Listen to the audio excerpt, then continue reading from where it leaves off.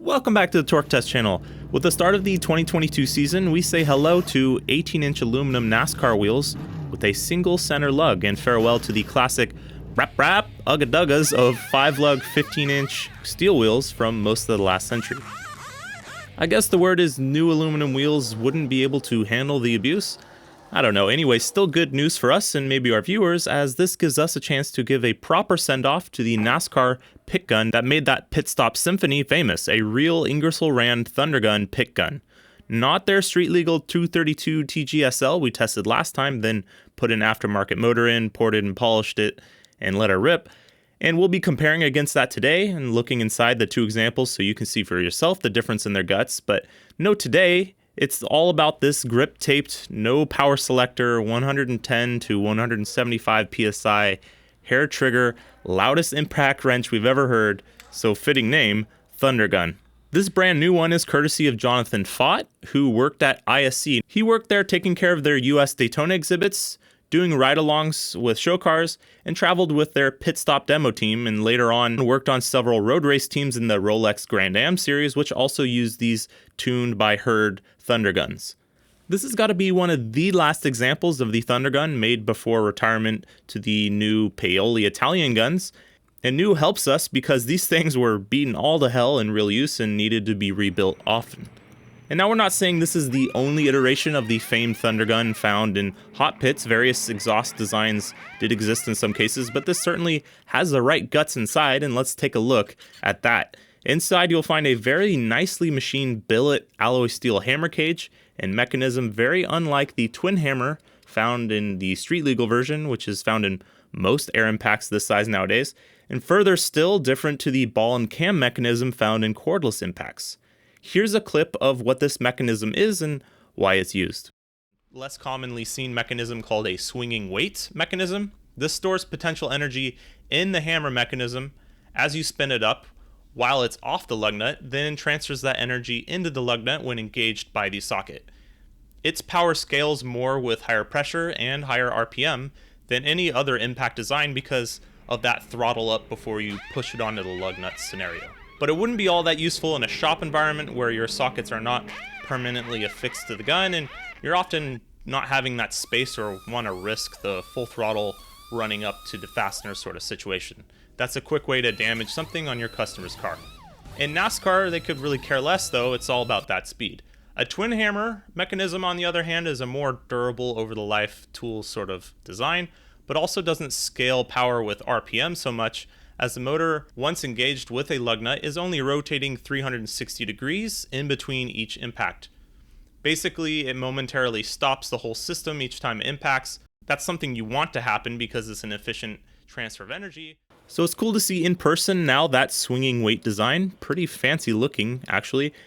The motor itself was pinned and staked in position, probably some added insurance taken into account for these high pressure guns. And decently high pressure it is. This one is rated for 110 psi of dynamic pressure instead of the usual 90 psi we see in guns, which meant even with this 25-foot half-inch hose with huge fittings that we thread directly into the gun, we needed a whole 145 psi at the wall to see 110 in the gun while running because she's a hungry one and ear-splittingly loud. You do get a lot of rip'ems for those decibels though. The street legal version we tested saw as much as 10,350 or so RPM. And that was the most we've ever seen out of an air gun. And we're pretty happy this one has a locking detent that you have to release with a tool on its anvil, as we saw around 12,750 from this Thunder Gun. And speed is the name of the game, taking that lug nut off as quick as possible, starting on the next one before the first one's even done spinning off. With that in mind, you'll have to consider how different our torque dyno is to what this gun was designed to do, and that removing the tightest ever large bolt is not its intended purpose, really.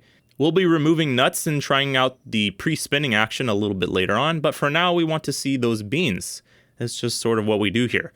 We're going to compare this Thunder Gun to the street legal one that you can buy, with the ported motor swap data to come a bit later. But also a sort of run-of-the-mill air gun that you might have at home, the Earthquake from Harbor Freight, which is pretty decent and does make power out the gate quite well. Then lastly, the 1894 Thor gun, because that's the most powerful air gun 2021, 2022 can offer currently by our measure. In case you're curious, our calibration is pretty simple in that once the bolt has been broken in and grease replaced, the old IR231H that was rated for 450 should make about 440 to 450 in this test, like our very first episode. Alright, now for the pit lane Thunder Gun versus all those others. It's modeled on that original 231H that we were just showing, but sort of like on nitrous. Here's its working torque test, 5 seconds and forward.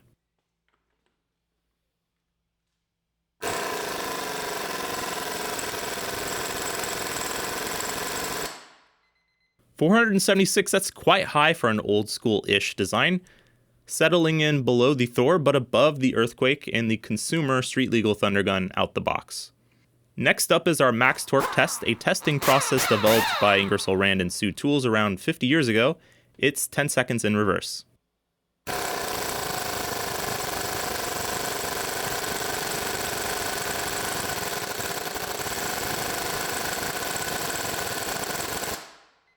$527, this thing just rips out the gate too, building torque quicker in the 1, 2, and 3 second mark than anything we've tested on record.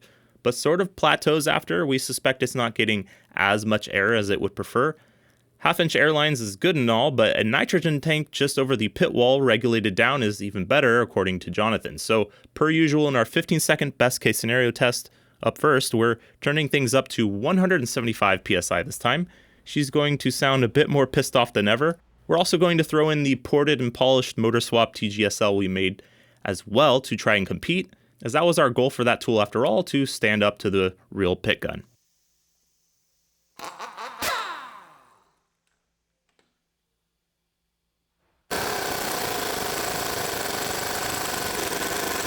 Yeah, that one's on us, accidentally tripped into forward. This thing has a hair trigger on the forward reverse switch for obvious reasons. Let's try that again. She was coming out strong.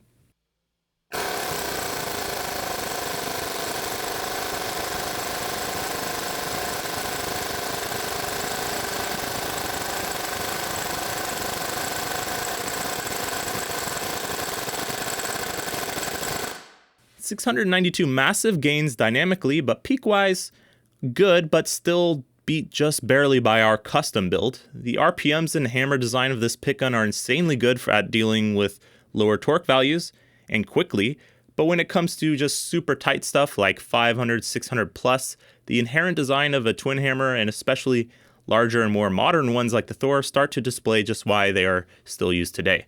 But this isn't really how the pit gun is used anyways. That run-up stored potential energy of that swinging weight design is what made this tool famous. So here's our attempt at that. A poor attempt, really. We flipped around the bolt head and then ground down the hex points of the nut, as well as tapered our test socket for its best shot at loosening 200 foot-pounds here, which would be like a really tight NASCAR-sized lug nut.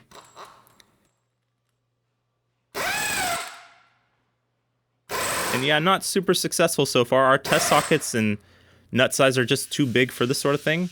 This was our best attempt.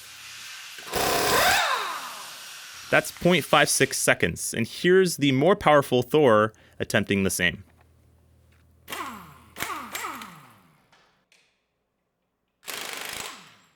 And that's a longer 0.67 seconds. So at this torque level, still slower despite being more of a powerhouse. But once we get to stuff that is already like tight, 600 foot-pounds tight, according to our dyno chart, things should be moving pretty dramatically in favor of the Thor, just due to plain size and hammer mechanism efficiencies. Here's the Thor loosening 600.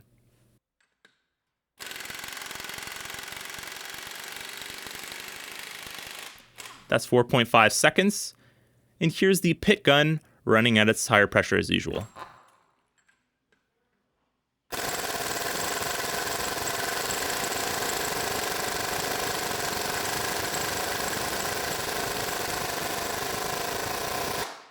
So 9.5 seconds now. This tool won't be making an appearance on our leaderboard because it realistically can't be purchased and doesn't have a price tag, but overall super happy we were able to get our hands on this Thunder Gun. Of course it didn't make like the most power ever, but we're also not using this tool how it was meant to be either. We're definitely guilty of that. NASCAR moving to larger wheels seemed inevitable, just to futurize things, but aluminum ones, no more 5 lugs. Just seems like quite a large shift from the roots of the sport. We'll certainly miss the unique performance and sound of a NASCAR pit stop of old, but that doesn't stop us from wanting to get our hands on one of the new monster paoli guns just to see how they rip hooked up to a nitro tank.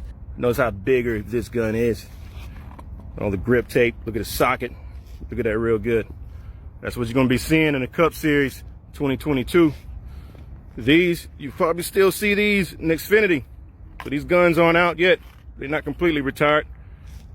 So we're gonna have to, teams are gonna have to practice both, be good at both, and some teams are just gonna strictly focus on the one lug stuff.